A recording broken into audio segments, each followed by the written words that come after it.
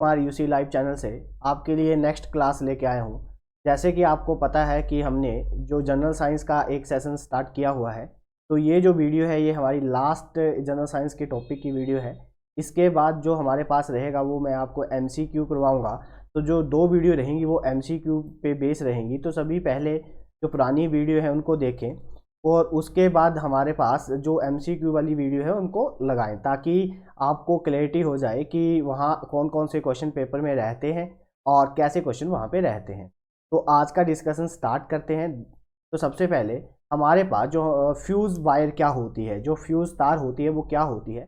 तो फ्यूज़ तार कुछ नहीं होती, एक तांबे की तार होती है और टीन और शीशे से बनी होती है। एक प्रकार का एलॉय होता है, मतलब ये हमारे पास एलॉय रहता है जो किसका बना होता है, कॉपर का बना होता है, टिन का बना होता है और लेड का बना होता है।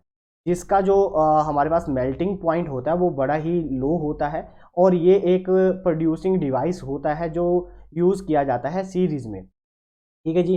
फ्यूज़ वायर जैसे आपने घरों में देखा होगा कि जो हमारे पास घरों में फ्यूज़ डाला जाता है, अगर लाइट की वोल्टेज बढ़ जाती है तो वो फ्यूज़ जो होता है, जो वायर होती है, वो एकदम से ब्रेक हो जाती है और आपके घर पे कोई इफ़ेक्ट नहीं पड़ता कि लाइट की वोल्टेज बढ़ने से, या अगर उस पर अगर वो फ्यूज़ वायर नहीं लगाई होगी तो क्या होगा कि आपका जो घर का सर्किट है वो जल जाएगा।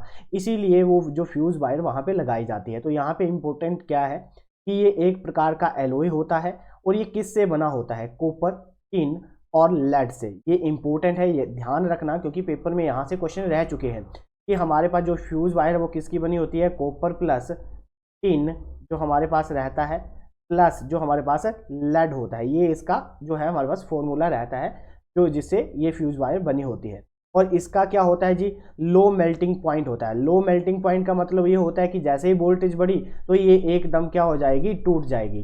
ठीक है, इसीलिए घरों में जो फ्यूज़ में यूज़ की जाती है वो उस वायर को इसीलिए इसे क्या कहा जाता है, फ्यूज़ वायर कहा जाता है। नेक्स्ट देखते हैं, इसके बाद है हमारे पास ओम्स लो।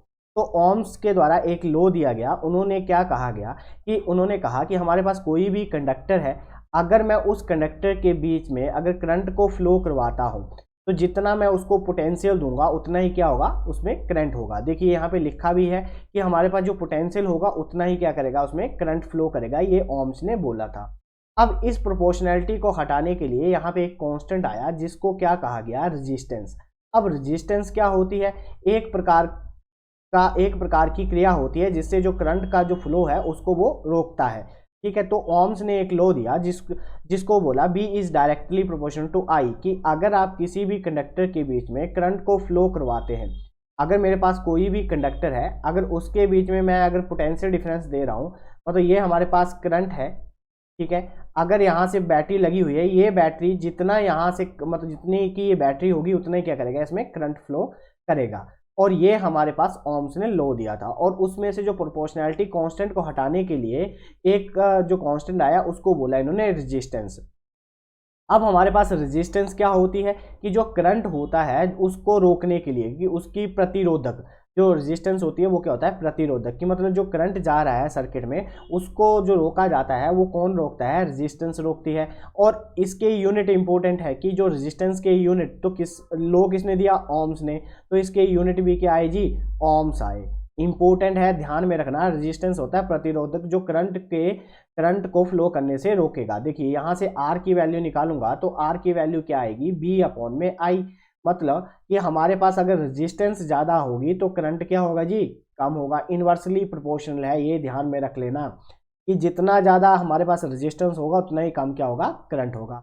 फिर उसके बाद हमारे पास क्या बोला कि अगर मैं किसी वायर को स्ट्रेच करता हूँ डबल, ठीक है, स्ट्रेच और double to itself, its resistance will be changes but the specific resistance are remains unaffected। Important है।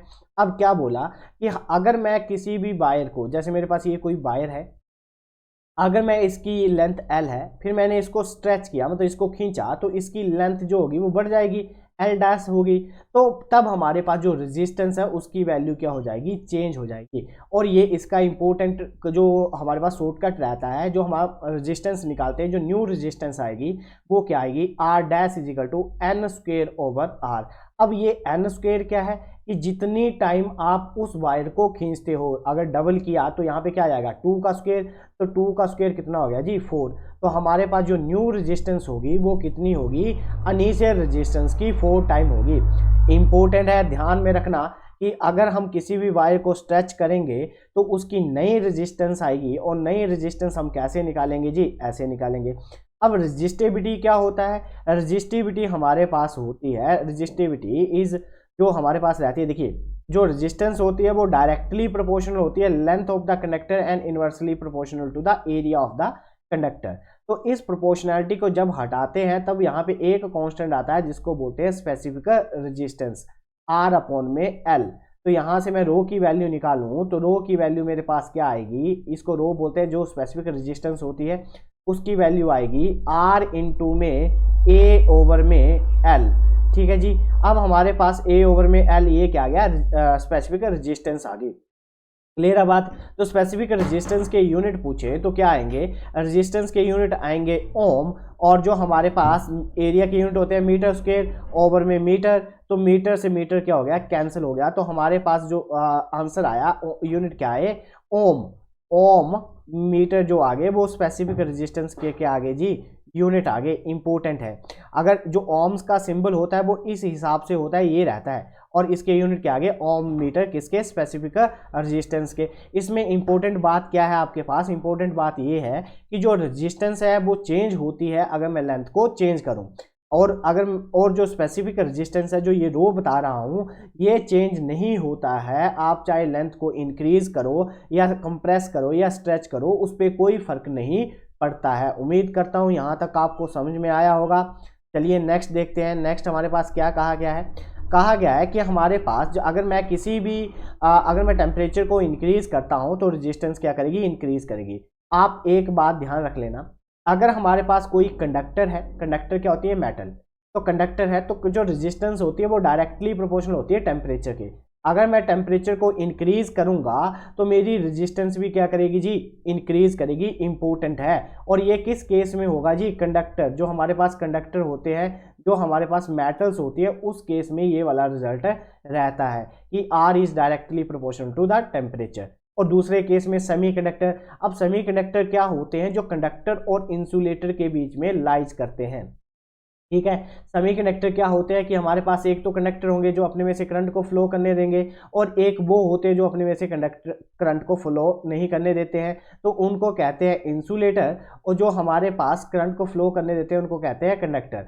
अब इन दोनों के बीच में एक चीज लाइज करती है जिसको हम क्या बोलते हैं, उसको हम बोलते हैं जी सेमीकंडक्टर। अब सेमीकंडक्टर ऐसे मटेरियल होते हैं जो इंसुलेटर और कंडक्टर के बीच में लाइज करते हैं।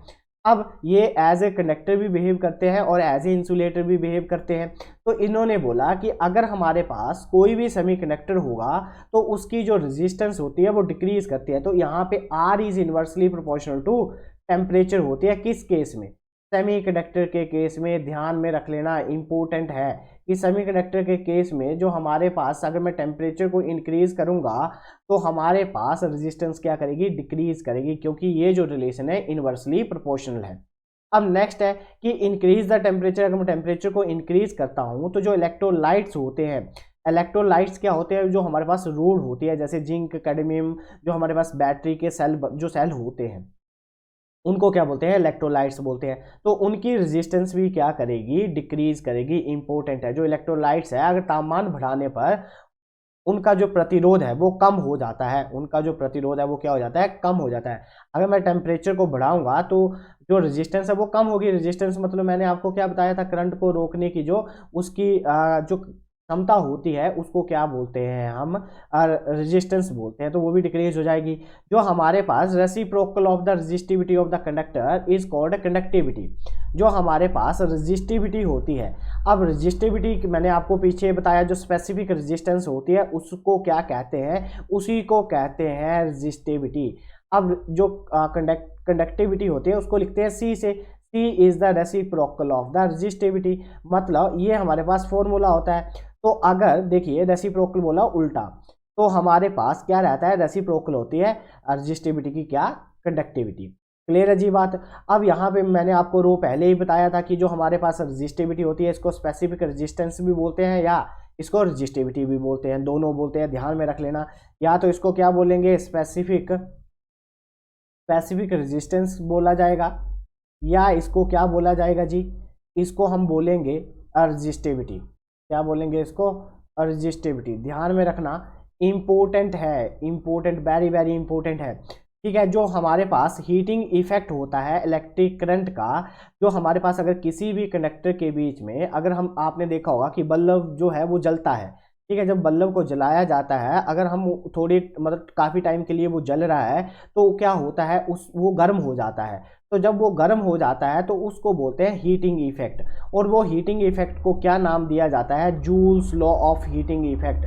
क्या बोला जाता है उसे, joules law of heating effect. तो किस लॉ की वजह से वो जलता है, जो हमारे पास जूल्स लॉ होता है। अब ये जो जूल्स लॉ है ये होता क्या है, मैं आपको यहाँ पे बताता हूँ। ये हमारे पास होता है H = IRT। ये इंपॉर्टेंट है, ठीक है। H = IRT। I करंट है, R रेजिस्टेंस है और T टाइम है, कि जो करंट है वो कितने टाइम के लिए किसी सर्किट में से गया और रेजिस्टेंस उसने उसको कितना रोका, उसको बोलते हैं जूल्स, जो हमारे पास जूल्स लॉ ऑफ हीटिंग है। इंपॉर्टेंट है, मैंने आपको ये सब बता दिया। उम्मीद करता हूँ कि आपको ये समझ में आया होगा। नेक्स्ट देखते हैं, नेक्स्ट हमारे पास मैग्नेट। ठीक है जी। अब मैग्नेट क्या होता है, एक प्रकार का आयरन होता है, आयरन का पीस होता है, जो क्या करता है जी, एक प्रकार का मटेरियल, आयरन भी हो सकता है, अदर मटेरियल भी हो सकता है, जैसे आयरन हो गया, कोबाल्ट हो गया। ठीक है जी। जो हमारे पास आयरन कोबाल्ट होते हैं वो क्या होते हैं, एक प्रकार के मैग्नेट होते हैं, जो क्या करते हैं, iron containing the object that, जो हमारे पास उसके पास दो पोल होते हैं, एक को बोला जाता है नॉर्थ पोल, एक को बोला जाता है साउथ पोल। कि हमारे पास कोई भी मैग्नेट है तो उसमें दो पोल एग्जिस्ट करेंगे, एक को बोलेंगे नॉर्थ और एक को बोलेंगे साउथ।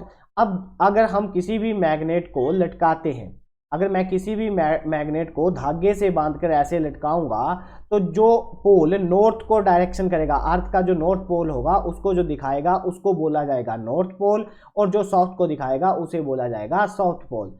क्लियर है जी। जैसे अर्थ का जो नॉर्थ पोल होगा वही मैग्नेट का नॉर्थ पोल होगा, जो अर्थ का साउथ पोल होगा वही मैग्नेट का क्या होगा, साउथ पोल होगा।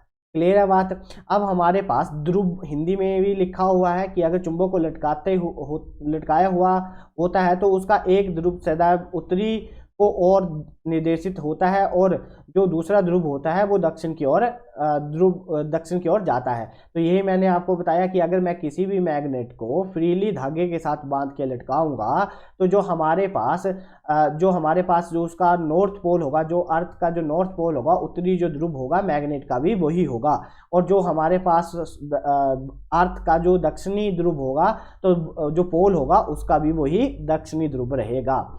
ठीक है, उम्मीद करता हूं कि आपको यहां तक समझ में आया होगा। आप हमारे चैनल को लाइक और वीडियो को शेयर कमेंट जरूर करें, क्योंकि ये जो है आपकी जनरल साइंस की ये लास्ट क्लास है।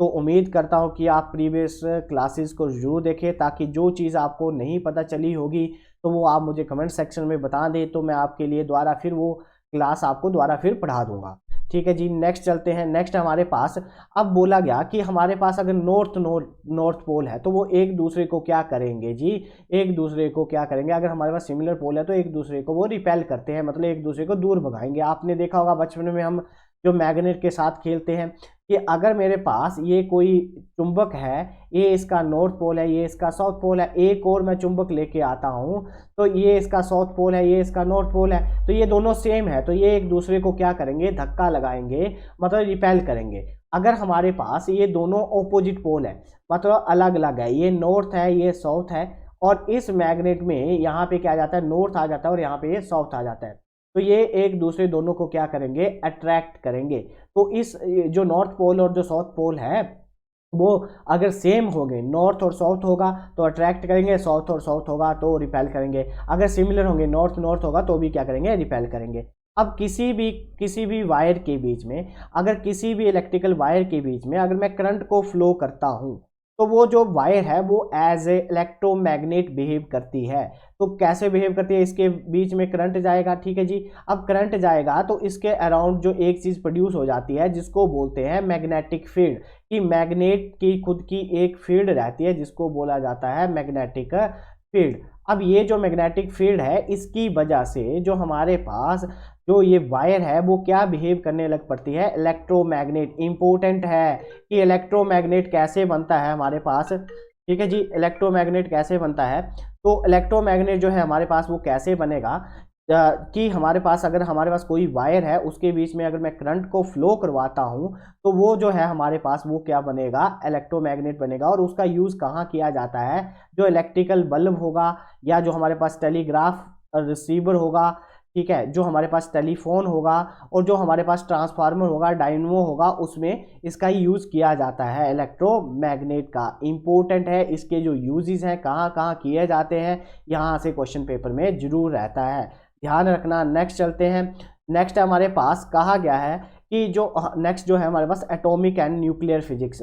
अब एटॉमिक और न्यूक्लियर फिजिक्स क्या होती है, किसके द्वारा लेके आए थे, तो जो कैथोड रे है।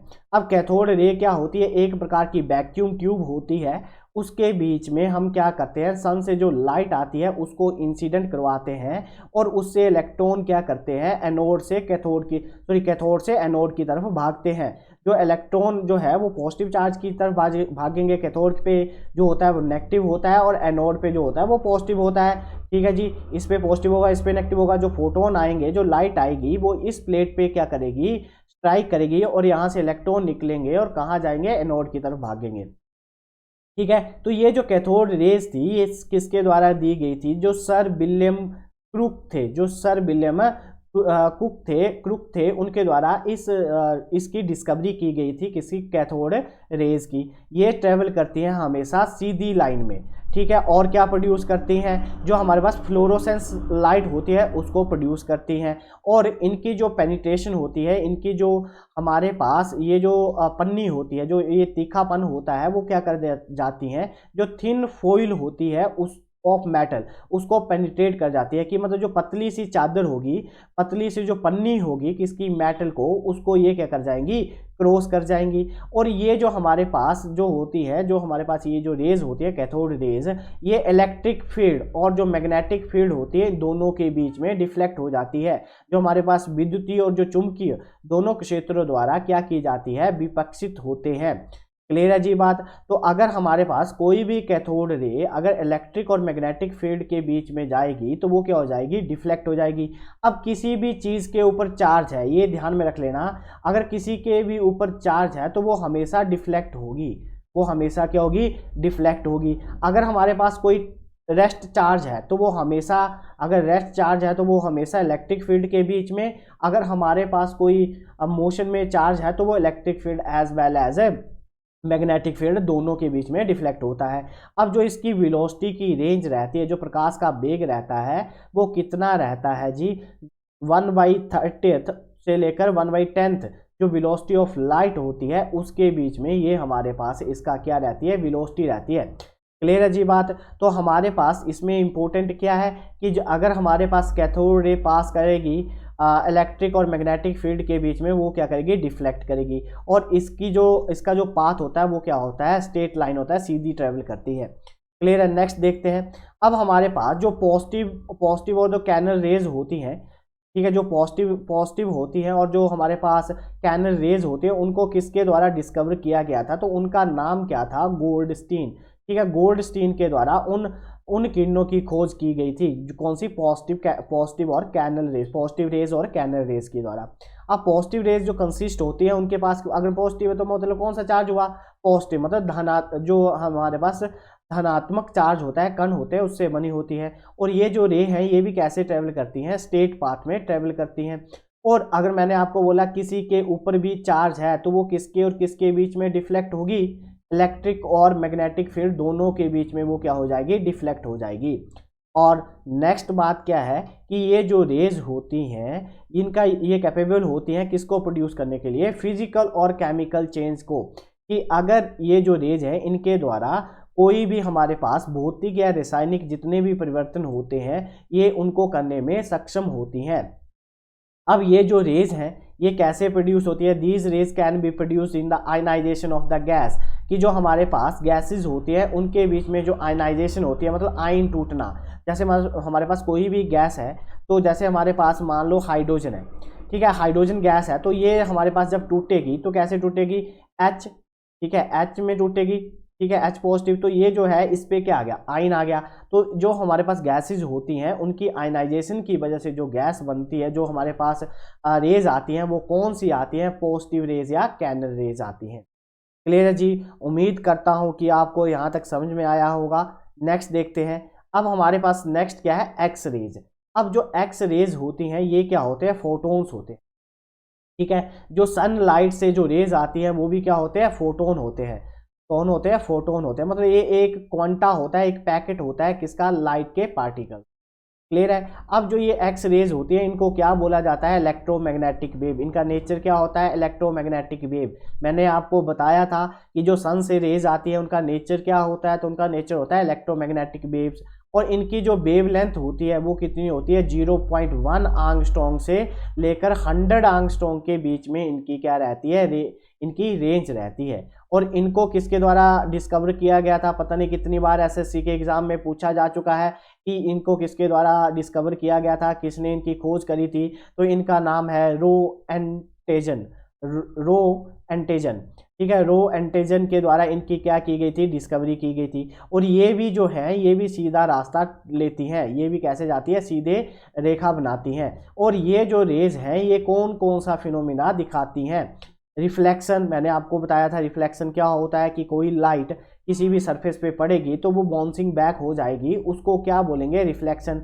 और रिफ्रैक्शन क्या होता है, जब हमारे पास कोई लाइट एक मीडियम से दूसरे मीडियम में जाती है उसको क्या बोलते हैं, रिफ्रैक्शन बोलते हैं।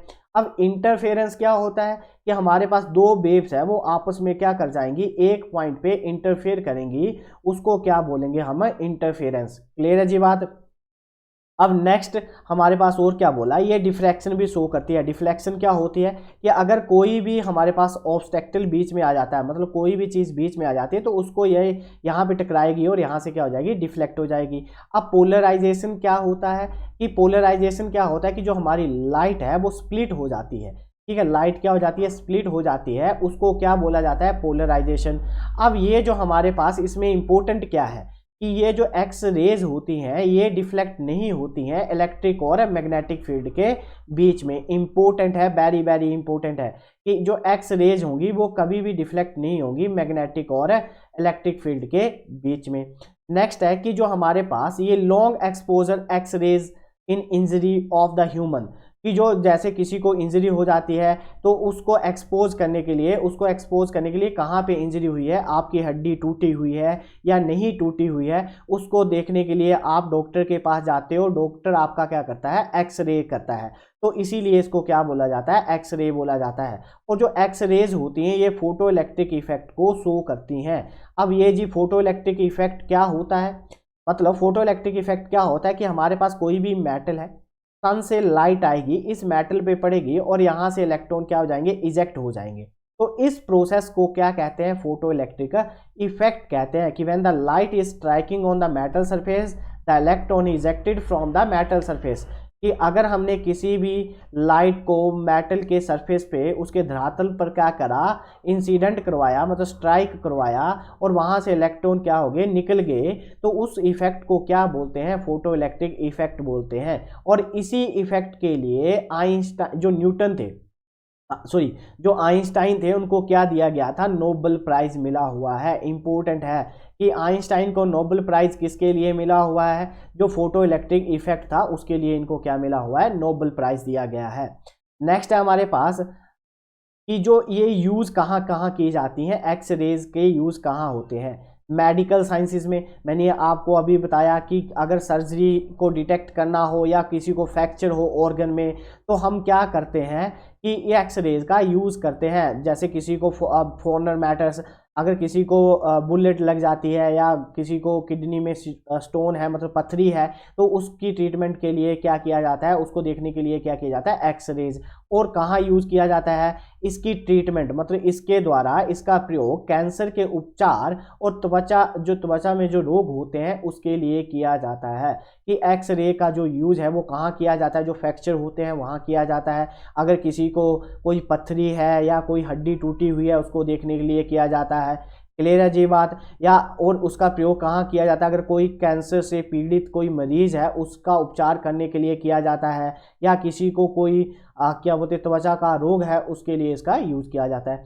अब इंजीनियरिंग में इसका प्रयोग कहाँ किया जाता है, एक्सरेज का प्रयोग जो हमारे पास यूज किया जाता है कि जो कोई भी फॉल्ट है, ठीक है जी, कि डिटेक्टिंग फॉल्ट, कि अगर कहीं क्रैक आ गया है, या अगर जो हमारे पास गैस पॉकेट्स है, या जो हमारे पास is finished metal product in heavy metal sheet, मतलब कि जैसे हमारे पास कोई भी गैस जा रही है, ठीक है, इस पाइप में गैस जा रही है, तो यहाँ पे कोई क्रैक तो नहीं आ गया। उस क्रैक को चेक करने के लिए जो हमारे पास यूज़ किया जाता है वो कौन सी रेज यूज़ की जाती हैं, एक्स रेज यूज़ की जाती हैं। क्लियर है जी बात। तो इम्पोर्टेंट है कि खामियां ढूंढने के लिए, दरारों के लिए, या चादरों में कोई दोष तो नहीं है उसके लिए, मतलब खराब तो नहीं है उसके लिए इनका प्रयोग किया जाता है, किसका, एक्सरेज का।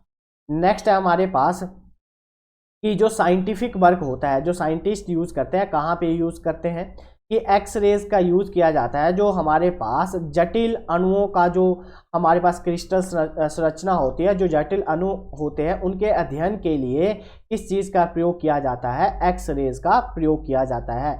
नेक्स्ट है हमारे पास जो कस्टम डिपार्टमेंट होता है, जो कस्टम का डिपार्टमेंट होता है, जैसे आपने देखा होगा कि एयरपोर्ट पे जो कस्टम वाले बैठे होते हैं, तो वो क्या करते हैं, अगर कोई भी ऐसा मटेरियल है जो भारत में लाने के लिए या किसी भी देश में लाने के लिए बैन है, तो उसको डिटेक्ट करने के लिए, उसको पहचानने के लिए वो क्या यूज़ करते हैं, एक्सरेज का यूज़ करते हैं। वेरी वेरी इंपॉर्टेंट है कि जो कस्टम डिपार्टमेंट है किसी भी छुपाई गई प्रतिबंधित सामग्री का पता लगाने के लिए एक्स रेज का प्रयोग किया जाता है। इंपॉर्टेंट है, वेरी वेरी इंपॉर्टेंट।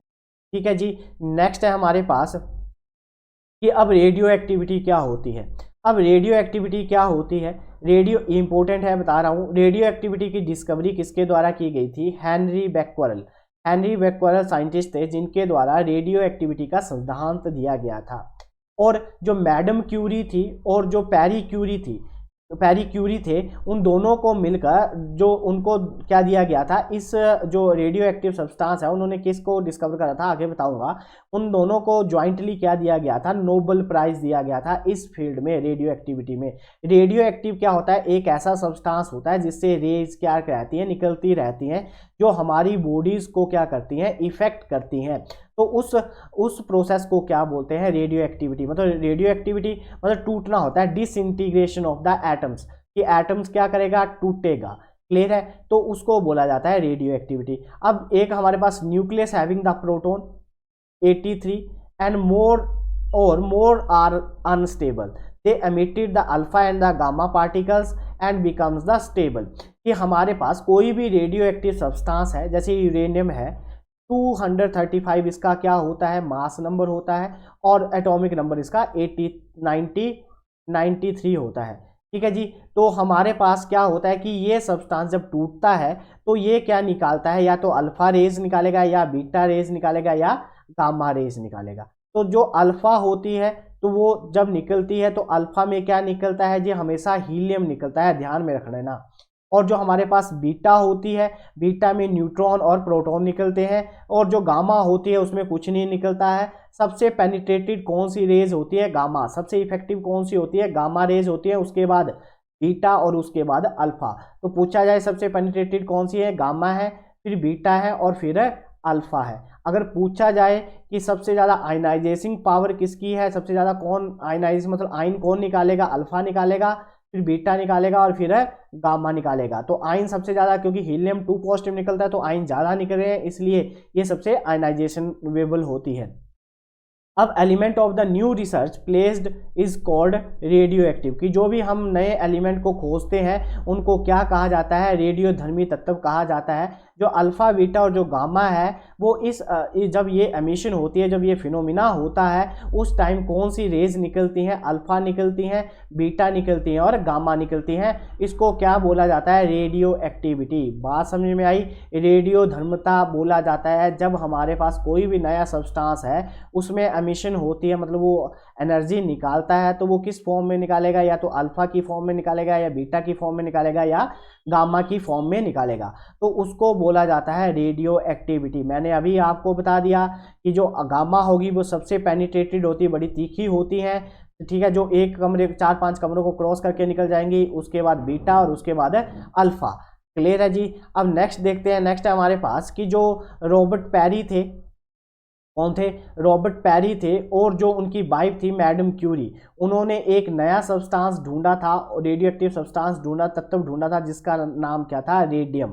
क्या था? रेडियम। जो अंधेरे में चमकता रहता है, ठीक है, उसको क्या कहते हैं? रेडियम कहते हैं। The end product of the all the natural radioactive elements after the emission is the radioactivity rays is lead. कि जो भी जितनी भी रेडियो एक्टिव सब्सटेंस क्या होगी, उनमें डीके होगी, तो उनका जो अंतिम प्रोडक्ट निकलेगा उसको क्या बोलते हैं? उसको बोलते हैं लेड। उसको क्या कहा जाता है जी? लेड कहा जाता है। इंपॉर्टेंट है।